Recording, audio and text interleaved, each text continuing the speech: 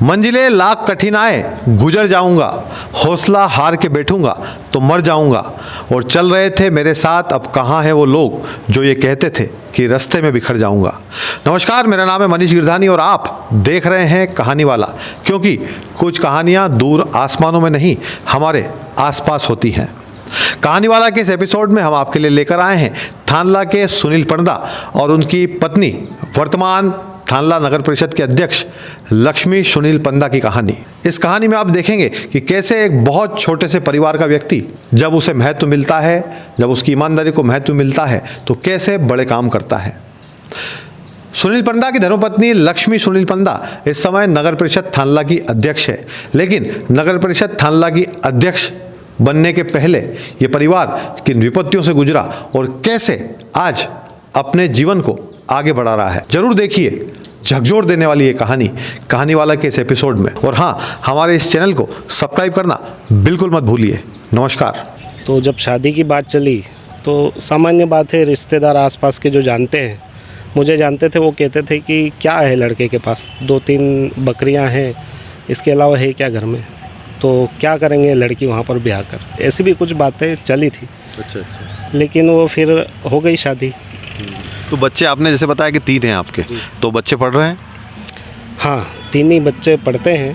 पहला बच्चा यहाँ पर प्राइवेट स्कूल है, अणु पब्लिक।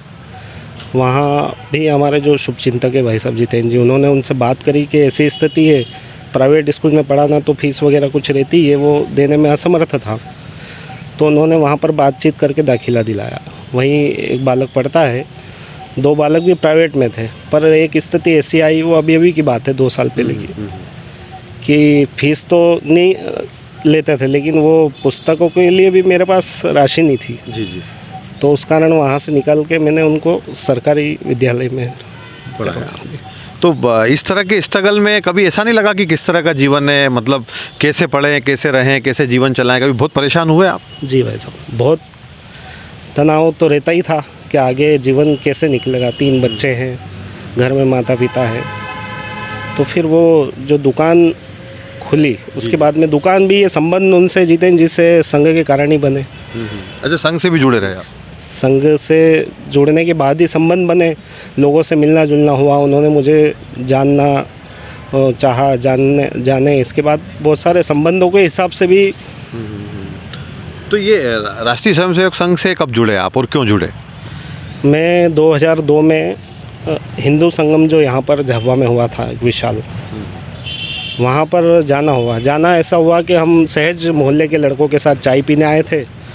नगर में कुछ कार्यकर्ता बंधु झंडे बांध रहे थे, यानी कि कल हिंदू संगम और आज वो तैयारी कर रहे थे। तो सहज उन्होंने कहा कि कल ऐसा मेला लगने वाला झाबुआ में, आना तुम भी। तो हम चले गए। जब वहाँ पे स्वयंसेवक कतारबद्ध खड़े हुए थे, तो हमने कोशिश करी कि इतना घूमकर कौन आएगा, यहाँ से घुस जाते हैं। तो पंक्ति तोड़ने की कोशिश करी, तो उन्होंने बड़े प्रेम से बोला, अरे भाई साहब यहाँ से नहीं, आप आगे से आइए, ऐसी व्यवस्था है। तो बड़ा ताजुब हुआ कि ये जो आरएसएस के बारे में बहुत भ्रामक जो कल्पनाएं रहती लोगों में, लेकिन ऐसा नहीं है, बहुत अनुशासित लोग हैं, ऐसा मन में एक भाव आया। फिर वहाँ से आने के बाद वो तो सब भूल चुके थे। साल भर बाद हमारी बस्ती में एक जितेंद्र जी पाटीदार है, जिन्होंने मुझे संघ से जोड़ा। अच्छा। वो हमारी बस्ती में आए, क्योंकि संघ की परंपरा है बस्तियों में जाकर रक्षाबंधन इत्यादि जो उत्सव रहते हैं मनाते हैं। तो रक्षाबंधन मनाने आए और वहाँ पे ऐसे ही मैं जा रहा था, तो उन्होंने बुलाया कि आप आइए, वहाँ पर ऐसा कार्यक्रम है। जब मिल बैठ के कार्यक्रम किया, इसके बाद सूचना होती कि आप शाखा लगती है यहाँ पर आना। तो ठीक है, फिर वो टालम टाली हो गई। लेकिन वो जो भाई साहब थे, उन्होंने पता नहीं मुझ में क्या देख लिया था, तो वो निरंतर उस बस्ती में आते, संपर्क भी करते रहे। जी, लगातार आते थे। मतलब इतना भी होता था कि वो आते थे और हम भाग जाते थे। अच्छा। क्योंकि एक अनुशासन में एकदम से बंधना बहुत मुश्किल रहता है।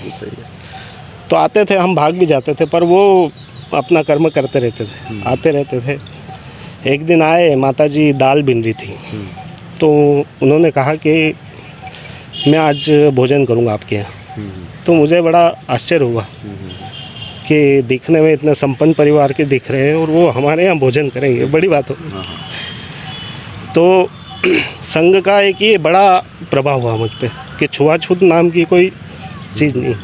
अच्छा, संघ की बात करते समय ऐसे भावुक क्यों हो रहे हैं आप बहुत ज़्यादा? मैं आज जो हूँ संघ के कारण ही हूँ। तो संघ से मतलब जुड़ना अच्छा लगा आपको, जी जी। और आज तक जुड़े हैं?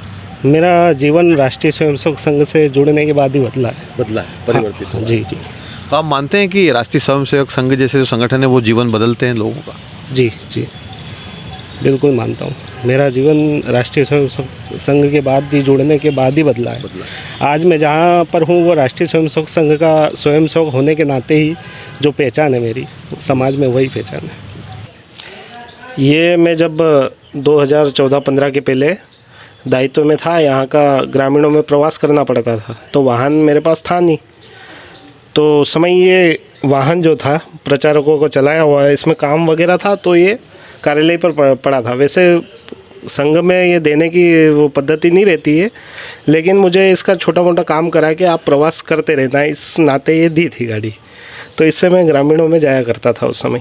हाँ, संघ से मेरी भावनाएं जुड़ी हुई है, इसलिए इस वाहन गाड़ी को आज भी संभाल कर रखा है। चंदन है इस देश की माटी, तपोभूमि हर ग्राम है, हर बाला देवी की प्रतिमा, बच्चा बच्चा राम है, बच्चा बच्चा राम है।